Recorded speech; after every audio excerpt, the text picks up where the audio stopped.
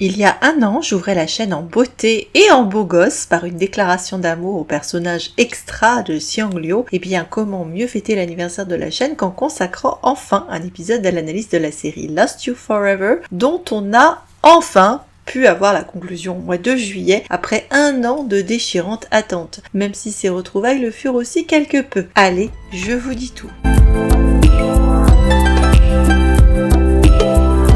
Bonjour, bienvenue sur Décalé. Et oui, voilà l'épisode spécial sur Lost You Forever, sorti en 2 saisons, que l'on va qualifier d'une série de fantasy parce que c'est pas un wuxia qui traite de l'univers de sectes d'arts martiaux et pas non plus un xianxia, car même si les personnages principaux peuvent vivre plus longtemps que de simples mortels et ont des pouvoirs magiques, bien qu'il y ait des démons et des créatures légendaires, on n'a pas de dieu ou de cultivation dans l'affaire. Donc oui, on va dire fantasy. La série est adaptée d'une trilogie de l'autrice hongroise que tous les fans de drama connaissent pour des séries telles que Scarlet Heart, Sound of the Desert, Best Time, Perfect Couple, Cage of Love ou Starry Night, Starry Sea. Cette trilogie intitulée Le Livre des Montagnes et des Mers, qui forcément te fait penser au livre classique du même nom, qui est un des piliers de la fiction chinoise, avait déjà occasionné une première adaptation, A Lifetime Love, que je ne vous recommande pas, ce qui est dommage puisqu'en fait ça sert de préquel à l'histoire de Lost You Forever, racontant les guéguerres du royaume où se passe notre histoire et surtout la relation de la loose entre les deux persos qui vont être les géniteurs de l'héroïne. Comme la question de l'identité des parents de Xiao Yao va prendre de plus en plus de place dans son arc, ça aurait pu être pratique, mais tant pis, encore une fois, je ne vous recommande pas de vous infliger cette purge, et il faut donc prendre cet arc comme il est géré dans la série, en mode suspense, révélation. C'est vrai qu'on a le sentiment de débouler dans un monde très riche, où une petite généalogie serait parfois bien nécessaire sur le côté de l'écran, pour expliquer qui est de la famille de qui et qui a adopté qui, parce que je ne vous cache pas que c'est complexe, mais j'aborde toujours ça personnellement moins comme un bouquin des Rougon-Macquart que comme un zodiaque sur un lac agité. Je me laisse porter et on verra bien. Contrairement au premier opus qui était franchement cheap et pas toujours bien joué, malgré la présence en rôle secondaire de quelques acteurs sympas, dont un bébé Léo Joufflu qui était maqué avec Janice Wu, cette production de Lost You Forever, intitulée en version originale Jiangxiangsi ou Sauvignon Blanc, alors je sais pas pourquoi, peut-être parce qu'il faut boire beaucoup pour arriver à survivre à certaines scènes, ou alors en hommage à un des mecs principaux qui aime bien l'alcool, enfin je sais pas. En tout cas, cette production, disais-je, est royale. Le réal a beau avoir peu de séries à son compteur, on sent que les petits plats ont été mis dans les grands pour le world building de cette affaire, avec ses magnifiques décors, sa photo, la somptueuse musique de Dong Dong Dong, qui malgré ses emprunts à Braveheart est de toute beauté, et je signale que le compositeur était aussi présent sur Bloody Romance et Legend of Fuya, et puis les costumes sublimes de Tong Sun, dont on a pu aussi apprécier le travail sur Shen Li, The Untamed, Rui's Royal Love, The Wolf ou Sword and the Brocade, donc plutôt que des bonnes références. Ce qui va surtout rendre cette série remarquable, c'est son cast avec Yang Zi, dont le charisme n'est plus approuvé, même si certains ne peuvent pas la supporter, et qui nous évite en début de parcours les quiches évaporées qu'on a pu lui voir jouer dans Legend of Dragon Pearl ou Ashes of Love. On a aussi quelques acteurs chevronnés pour camper avec assurance les empereurs et les papis coq-blocs crédibles, mais surtout une galerie de loulous, mes enfants. Et quand on part sur une ambiance harem inversée, soit le miel et les abeilles, avec des types prêts à faire la guerre de quéquettes pour butiner au même pot de miel, tu as intérêt à avoir casté des mecs qui se complémentent bien si tu veux rendre ça un tantinet passionnant. Parce que s'il n'y en a qu'un seul avec lequel tu shippes ton héroïne,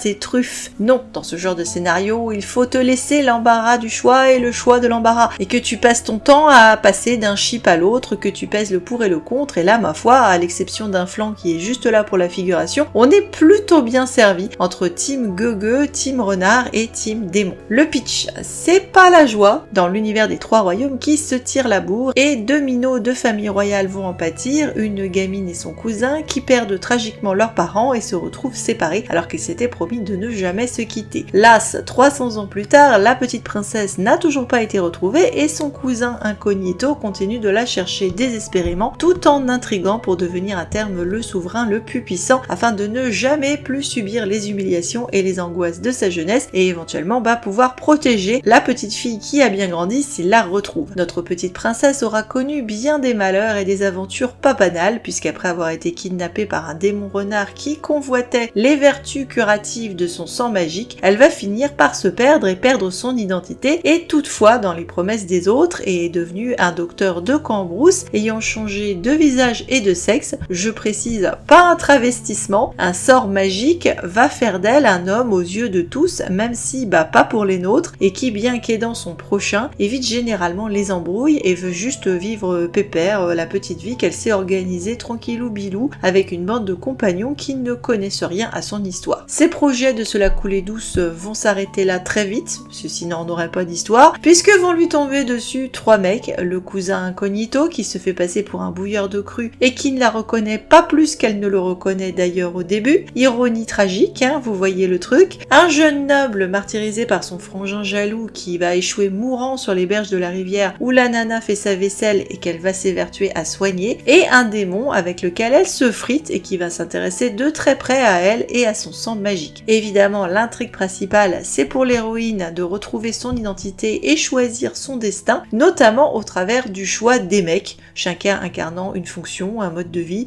une philosophie, pourrait-on dire, différente, a priori à première vue. Je ne vous cache pas que même s'il y a des moments sympatoches, on est sur un projet angst et déchirement en tout genre. Ça crache pas du sang toutes les 30 secondes, mais on est quand même dans les excès de passion XXL que des persos vont crever et pas tous se faire ressusciter et qu'il va y avoir des sacrés coups de théâtre et des sacrés retournements. Et on est là pour ça! Vive l'angst! La force de cette histoire est dans la symbolique justement du jeu des mecs et de ce qu'ils représentent pour l'héroïne. Et là, on a beaucoup de choses hyper sympas à discuter, je m'en réjouis d'avance et c'est globalement excellent, même s'il y a quand même des problèmes dans cette adaptation. Et histoire de me débarrasser tout de suite de choses désagréables, je vais vous lister les points négatifs de cette série parce que oui, il y en a quand même. Alors, le découpage de l'histoire pour commencer et la manière dont ça va affecter le rythme. Genre, t'es à fond dedans quand tu regardais la saison 1 et on te coupe à l'épisode 39 à cause de la réglementation qui interdit plus de 40 épisodes et te voilà au bout de ta vie à attendre la suite pendant 1 an et là te voilà rendu avec 21 pauvres petits épisodes qui bizarrement sont à la fois rushés et à la fois extrêmement mollassons. Mollassons parce que toi t'es plus dans le rythme de l'histoire, que tu veux arriver à la conclusion logique,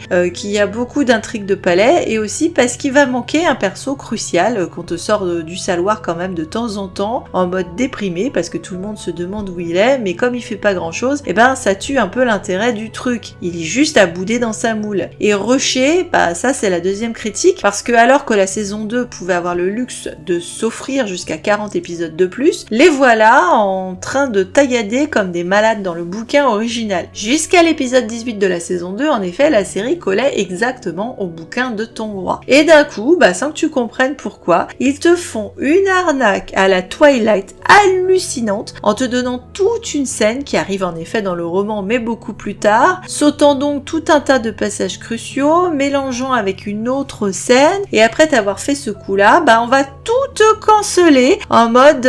non, c'est juste une hallucination, le tout après un cliffhanger d'un épisode. Ce qui fait que même si la série reprend bien en effet les éléments de la fin de l'histoire, avec une légère modification, il y a eu une sacrée entourloupe sur la résolution d'un élément clé de l'intrigue et le perso du cousin se fait modifier donc d'une manière incroyable par rapport à l'écriture originale, ce que je suis très loin d'approuver. On peut se demander si un élément de censure n'est pas intervenu là-dedans. Sang Swan, représentant le pouvoir politique, l'État, il est devenu moral et uniquement préoccupé du bien de ses peuples et de l'unité du royaume alors qu'il restait normalement un vilain scroche en puissance et toujours tiraillé entre ses ambitions et sa passion pour Xiaoyu, même s'il renonçait finalement pour le bonheur de Xiaoyu. Donc moi je me dis que dans l'univers de la Chine, c'est pas bien de représenter l'unité et le pouvoir de cette façon. C'est la question qu'on peut poser. Et justement, Xiaoyu, l'héroïne, est aussi un des gros problèmes de cette histoire, car on a sensiblement l'impression d'une dévolution plutôt qu'une évolution, alors qu'elle commence maîtresse d'elle-même, joviale et fantasque, pleine de malice et complètement autonome, avec ses failles et ses angoisses, certes, puisqu'elle a vécu l'abandon et la souffrance dans son enfance, ce qui la rendait méfiante, mais pas pour autant cruelle irrationnelle ou insensible, et surtout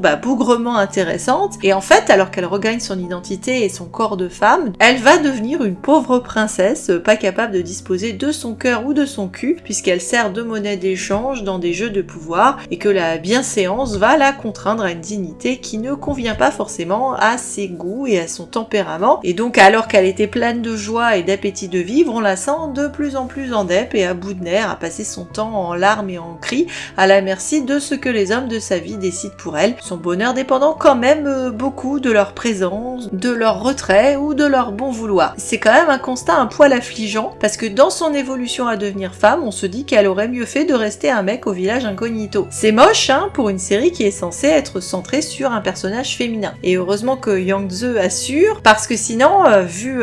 l'appauvrissement du personnage, elle aurait tôt fait de se faire complètement voler la vedette au vu des mecs qui l'accompagnent dans l'aventure. D'ailleurs, quand je disais que les loulous devaient être à part égale, ce n'est pas tout à fait juste, car Xiang Luo domine très clairement la partie 1, il a les meilleures scènes et vampirise l'écran, alors que son absence permet dans la saison 2 à Tsang Swan d'enfin briller, puisque c'est son moment, même si Xiang Luo reprend la main sur les 2 derniers épisodes. C'est amusant d'ailleurs qu'il prenne cette place alors qu'il est le dernier personnage arrivé. J'exclus le loulou 4, parce que vraiment c'est pas possible de tenir compte de lui, même quand il fait mumuse avec ses boules, le pauvre est un clown et tout le monde s'en balèque. Mais le vrai serre-livre de l'histoire, c'est Tsang Swan. On ouvre la série sur les 2 enfants en train de jouer et l'épisode 1 se boucle sur l'arrivée du cousin dans le village de l'héroïne à la recherche de sa princesse disparue, et la saison 2 se boucle sur le retour au village du début alors que justement la princesse est à nouveau disparue. Ah oui, le titre s'est perdu à jamais, souvenez-vous, mais sachez que ça marche à plus d'un niveau ce titre, et pour plusieurs persos, mais j'aurai l'occasion d'en reparler.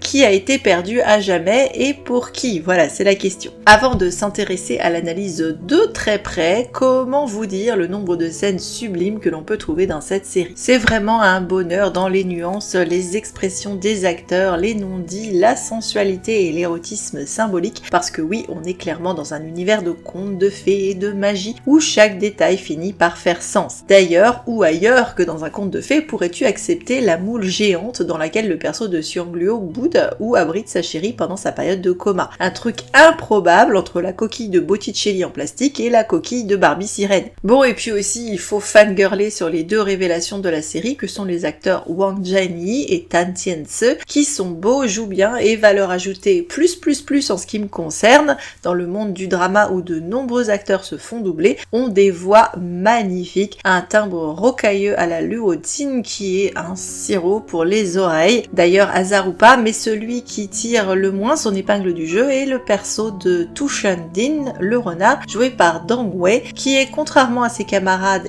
doublé, et qui est pauvre de lui, car il est plutôt bon en fait, le parent pauvre du trio, dans son personnage, fort sympathique certes, est clairement le moins glamour et le moins passionnant des 3. Mais bon, passons à l'analyse de la symbolique, qui va surtout tourner autour des relations de Xiaoyu avec les 3 mecs de sa vie et les perspectives que chacun peuvent lui ouvrir et ce qu'il représente dans son parcours personnel. Et c'est évidemment ça le plus intéressant de cette histoire, en dehors des habituelles manœuvres de pouvoir et des histoires d'amour compliquées avec un triangle amoureux qui vire au carré. Parce que je le rappelle, j'exclus le fiancé copain de Tsang Swan et frère de la bitch impératrice, parce qu'il est clairement la pièce rapportée et ne sert qu'à révéler les sentiments des autres, ainsi qu'à jouer les faire-valoir. On voit bien que contrairement aux autres mecs de l'histoire, Xiaoyu se balèque intégralement de lui et nous aussi. Alors que les autres statuts sont complexes et compliqués. Donc l'héroïne a 3 relations possibles, avec son cousin qu'elle appelle grand frère et qu'on va donc appeler Guegu comme ça, même si c'est pas une relation incestueuse, avec Tu Shan-din qu'on va appeler renard, parce que c'est un renard, et avec Xiang Luo, notre team démon, parce que c'est un démon. Alors vous savez que j'ai un faible évident pour ce dernier, mais je vais ajouter un point important à son sujet. Figurez-vous que c'est un personnage qui vient directement du classique des montagnes et des mers, un serpent en effet à 9 têtes, dont la morsure et le sang sont venimeux, équivalent de notre hydre mythologique on va dire, et qui est normalement la bête à tuer, et dont la mort va contaminer l'endroit où son sang s'est déversé. Évidemment, quand on dispose de cette référence, on a une petite idée de ce qui peut se passer, sans pour autant avoir lu le bouquin. Fermons la parenthèse. Chacun des mecs a à la fois une fonction particulière qui le distingue des autres, mais à la fois des points communs avec l'héroïne et aussi avec les deux autres mecs, ce qui n'est pas banal et signifie aussi beaucoup de choses que je vais m'atteler à vous analyser. Pour faire simple, on pourrait dire que Tsang Swan, soit Ge, représente le passé et les origines familiales. La nostalgie, donc le monde de l'enfance, il est codé couleur noire, représente l'autorité familiale et le pouvoir associé avec les poinciania ou arbre de phénix, et à l'automne, saison de floraison d'ailleurs de cet arbre, ainsi qu'avec l'alcool qu'il fabrique mais qu'à un moment il boit beaucoup quand même. Le métal pourrait aussi le caractériser, il est capable de souplesse mais il est dangereux et coupant, et la couronne et le trône font partie de ses attributs. Malheureusement pour lui, il va aussi être associé avec la tradition de la polygamie et du mariage arrangé pour raison d'alliance. Tu Shanding, soit le renard, représente le moment présent et le concret, le matériel. Il est codé couleur vert ou bleu associé à la nature, aux fleurs et aux animaux, et donc en saison printemps. Il représente le commerce, la communication, l'échange. Si un élément lui était associé, ce serait probablement le bois, car le nom que lui donne Xiaoyo vient d'une branche portant 17 feuilles, et il représente la sécurité de la maison, du bateau dans la tempête, du foyer, et l'amour monogame. Xiangliu, soit le démon, le dernier arrivé de la bande, représente le potentiel futur, quelque chose de mouvant mais pas certain, de l'ordre du rêve et du fantasme. Et ça tombe bien puisque des trois mecs, il est à part, il est le seul à pouvoir prendre une autre forme, à pouvoir changer de visage puisqu'il en a 9 sous la main. Il est associé au blanc, sa couleur fétiche,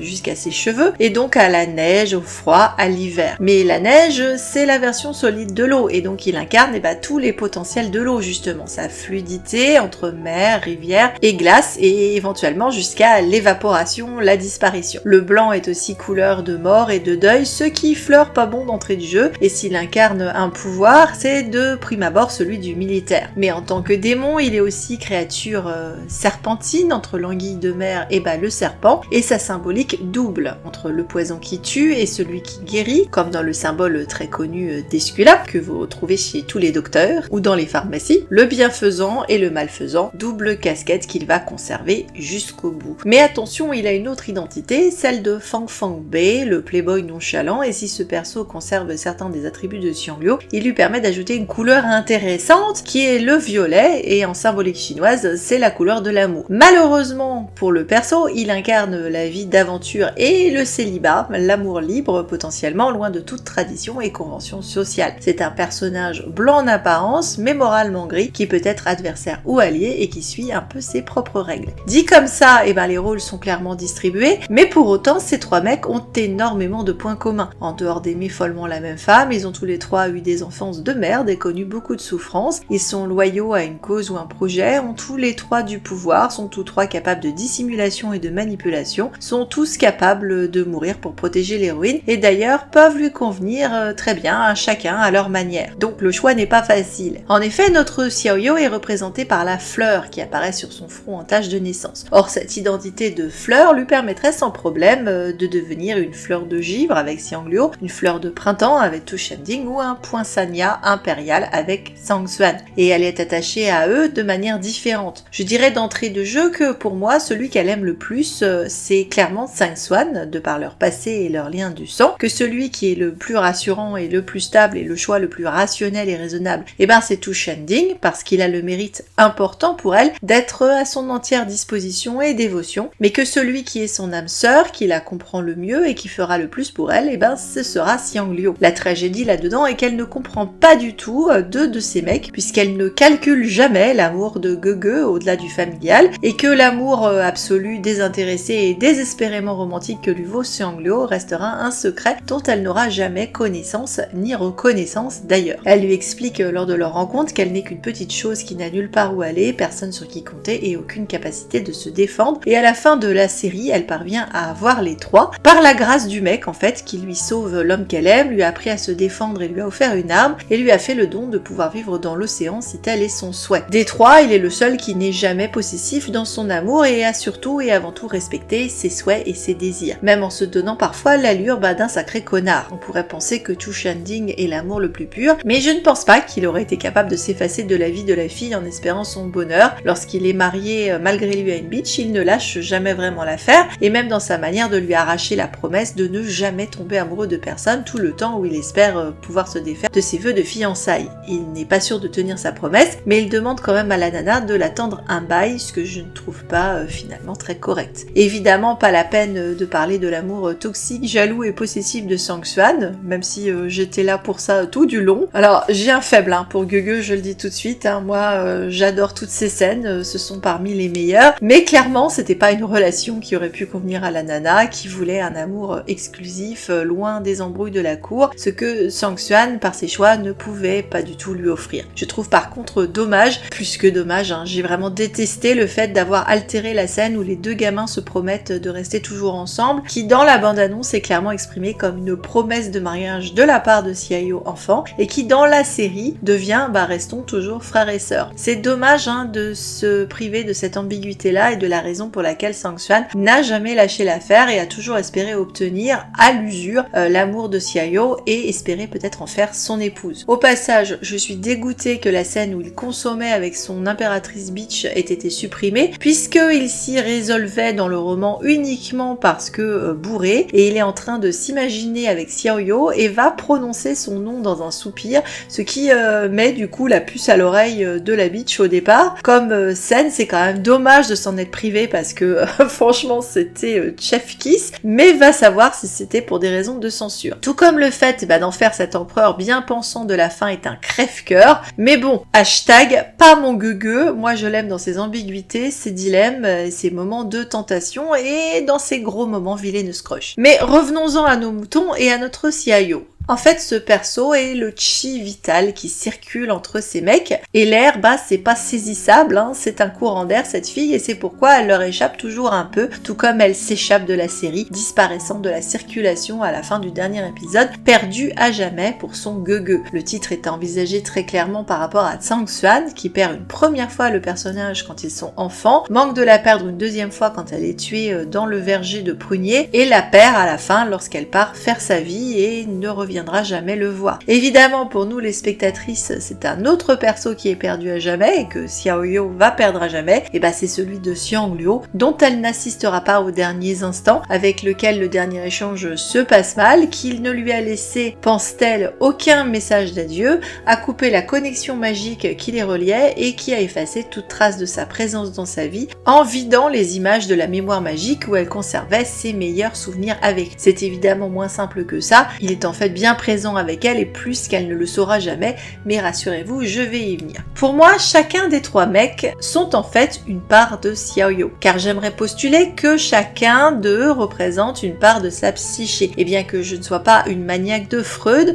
je pense qu'il est extrêmement pertinent dans le cadre de cette histoire de considérer le trio sous l'angle de la deuxième topique freudienne qui considère que l'appareil psychique de chaque individu se divise entre le moi, le ça et le surmoi, qu'une chronique d'Isabelle Sorrente surnomme plaisamment mais de manière extrêmement pertinente le bon, la brute et le truand. Et bingo, vous verrez que ça colle aux petits oignons et aux poils avec notre Lost You Forever. Sang-Swan est clairement le surmoi et donc le truand. Je cite Sorrente, parce que le surmoi se fait passer pour un champion de la morale, un modèle de vertu, mais en vérité c'est un sadique. Le surmoi c'est votre flic intérieur, celui qui vous dit tu n'aurais pas dû, tu es nul, tu devrais, il fallait, il faudrait, il faut pas. Il est celui qui protège, qui punit, qui interdit, qui juge, l'héritier des interdits des normes parentales. Il voudrait pousser l'individu vers l'idéal, mais peut devenir un bourreau qui fait souffrir. Et comment dire que c'est clairement le rôle de Sang-Swan qui renvoie sans cesse Xiao au passé et au commandement de leurs parents et grands-parents, qui veut enfermer l'héroïne, épingle sur elle la broche familiale, la maintient dans leur tradition d'enfant, qui fait d'elle une princesse coupée du monde et désincarnée, qui aimerait la garder tout à lui dans son jardin secret et la contrôler, qui est prêt à éliminer tous ceux qui s'approchent trop d'elle. Tu Shanding, quant à lui, c'est le moi, donc le bon. Et j'aime pas dire du mal des gens, mais effectivement il est gentil. Ce qui est intéressant dans cette représentation du moi, c'est que justement son frangin avait tout fait pour détruire et annihiler l'ego de Tushanding, martyrisant son corps et son esprit, le réduire à néant. C'est le moi pourtant résilient, le principe de réalité, celui qui cherche l'équilibre, le moi qu'il faut réparer. Mais il colle aussi avec la définition de pauvre créature faite par Freud, en expliquant que le moi n'est jamais maître dans sa maison et il est sans cesse menacé par le monde extérieur, la libido du ça et la sévérité du surmoi. Et de fait, dans le bouquin, le personnage se fait buter par le surmoi et Pepper va en effet prendre souvent cher. Il est beaucoup plus fragile que les autres, qui ont pourtant aussi leur lot de crachage de sang et d'effets passoires en tout genre. Une vraie petite chose, une pauvre créature, et comme je le disais, le moins flamboyant du lot. Le moi, quoi. Et bien sûr, Xiangliu, c'est le ça dans toute sa splendeur. Un démon, si c'est déjà pas un ça de rêve, la brute, l'animal magnifique, le lieu des pulsions et de la libido, et ô combien quand on considère les scènes d'intense sensualité et d'érotisme entre lui et l'héroïne. Celui qui hante les rêves, qui est associé à l'eau et au monde souterrain et sous-marin, qui ignore les jugements de valeur et la morale, qui n'a pas peur de se faire passer pour un libertin ou un salaud, qui représente le principe de plaisir dans ce qu'il a de vulgaire et d'idéal, de tristesse et de joie, un poison, une drogue, une créature archaïque et primitive, un lieu de conflit, lui le rebelle qui mourra la lame à la main. Quel meilleur principe de désir que cette créature vampirique qui fait éprouver des sensations fortes à l'héroïne mais aussi aux spectatrices, mais lui permet d'ouvrir également son monde intérieur qui va l'éveiller à de nouveaux horizons, qui lui permet de fuir un mariage sans amour, qui lui permet de tracer sa propre route et qui restera pour toujours cachée à elle puisqu'elle ne saura jamais en fin de compte tout ce à quoi il aura renoncé pour elle et sacrifié pour son bonheur. J'avais déjà abordé cet aspect dans mon portrait de Xiangliu en Bad Boy, mais je le maintiens ici en soulignant en effet ce qu'incarnent les deux autres personnages. Il n'est pas étonnant dès lors que Xiaoyu finisse avec le moi, surtout elle qui a de gros problèmes d'identité dans toute la série, entre son visage, son genre et ses liens familiaux, puisqu'elle se découvre fille naturelle d'un démon et non fille d'empereur. De plus, on pourrait dire que le renard est un fil rouge important dans l'arc de l'héroïne, puisqu'une queue de renard blanc était son doudou fétiche dans l'enfance et qu'un esprit renard l'a torturé pendant ses années d'exil. Il est presque normal que la réparation de son moi blessé passe par soigner un renard au début de l'histoire et finir avec lui en fait. Néanmoins, ça a moins de gueule et ça envoie moins de rêve que le vilaineux crush de Gege, magistralement joué par l'acteur, ou la superbe romantique de Xiangliu, un anti-héros byronien comme on en rêve, avec lequel on aimerait volontiers faire un tour de palourde même en étant allergique aux fruits de mer. Je persiste quand même que c'était son âme sœur, puisque c'est le seul qui la connaît vraiment dans ce qu'elle a de lumineux et de sombre, le seul qui la prenne dans toutes ses contradictions et ses failles, le seul auquel elle s'est livrée corps et âme, on peut dire, confier tous ses secrets et ses rêves, celui qui l'a le mieux accompagné. Néanmoins, tout comme un individu sain a besoin d'équilibre entre ces trois pulsions, même si la série fait faire à l'héroïne une fin avec son moi, on constate qu'il y a bien en effet apaisement avec les trois constituantes et pas vraiment une élimination des deux autres. En effet, symboliquement, l'héroïne a été mariée et a consommé avec chacun des trois mecs. Figurativement, elle est unie aux trois. Et à jamais, j'ai envie de dire, car même si elle se barre avec Tushanding et devient son épouse, elle s'en va avec deux gris-gris sous le bras et pas des moindres qui représentent les deux mecs et qui vont l'accompagner jusqu'à la fin. La fleur que lui offre Sang Xuan et qu'il devait donner à celle qu'il aimait, dont acte, et la déclaration d'amour qu'elle avait adressée à Xiangliu et qui est restée, pense-t-elle, lettre morte, alors qu'il parvient à la lui rendre sous la forme d'un bibelot de Camelot de manière posthume, sans qu'elle ne sache que cela vient de lui et que cet objet abrite sa réponse, le fait qu'il l'aime aussi et que tout ce qu'il veut c'est son bonheur. Les deux objets ne la quitteront pas. Le moi n'a éliminé ni le surmoi ni le ça, il les a intégrés pour continuer son chemin de manière équilibrée. Et surtout en essayant d'échapper aux constellations familiales qui sont quand même une belle chérie dans cette série. Et c'est passé pas loin pour l'héroïne puisque le démon amoureux de la princesse dans une relation cachée, c'était l'histoire des parents de Xiaoyu et que la chanson composée par le papa et chantée par un Xiangliu qui se la pète en rockstar aurait pu avoir été écrite par ce personnage et lui permet d'exprimer pour la seule fois de toute la série de manière ouverte ses véritables sentiments à l'héroïne. En plus d'être méta sur le fait que pauvre bichon va crever au champ de bataille comme il s'en doutait et comme il le souhaitait en tant que chef de guerre. Perdu à jamais peut-être, mais pas vraiment en fait, c'est un moi retrouvé après des années d'errance identitaire pour l'héroïne. Même s'il est vrai que la fin de la série te laisse volontiers en larmes larmes face aux souffrances du Ça, purée que j'ai pris cher face à ce torture de Xiangliu, et que ce départ de l'héroïne te donne une fin franchement douce amère. Voilà, je suis arrivée à traiter les points qui étaient pour moi les plus saillants dans ce drama, et cela sans fangirler trop pendant des heures sur des scènes que je trouve absolument sublimes, parce que même s'il y a eu de la déception, beaucoup de moments de cette série vont vivre à crédit dans mon esprit pendant un moment. Qualitativement parlant, cela reste pour moi un excellent drama, du fait de la magie des jeux de regard, de dialogue, cette musique sublime et des moments d'une grande beauté poétique, même si oui, il y a eu une grosse arnaque et quelques déceptions. Merci beaucoup d'avoir suivi cet épisode, hâte de lire vos commentaires sur vos impressions sur cette série. Alors, quel était votre team? Et si vous êtes timide et que vous n'êtes pas capable de me l'exprimer en mots, vive les emojis, ils sont là pour ça. Donc fleur rouge pour team Gugu, renard pour team renard, et serpent, coquillage ou flotte pour Xiangliu, ou pourquoi pas les trois si le cœur vous en dit. Je suis contente d'avoir enfin pu faire cette vidéo, et donc de souhaiter ce premier anniversaire de la chaîne, et de me faire enfin plaisir sur un spécial dans mon monde chéri des dramas chinois. Rassurez-vous, en dehors des mois dramas, j'en ai plein d'autres sur le coude qui demandent qu'à avoir un numéro spécial si vous me suivez pour cette partie drama sur la chaîne. À votre bon cœur pour un like, un partage si l'épisode vous a plu est toujours apprécié. Bienvenue aux nouveaux et aux nouvelles abonnés, et à très bientôt pour toujours plus de drama évidemment.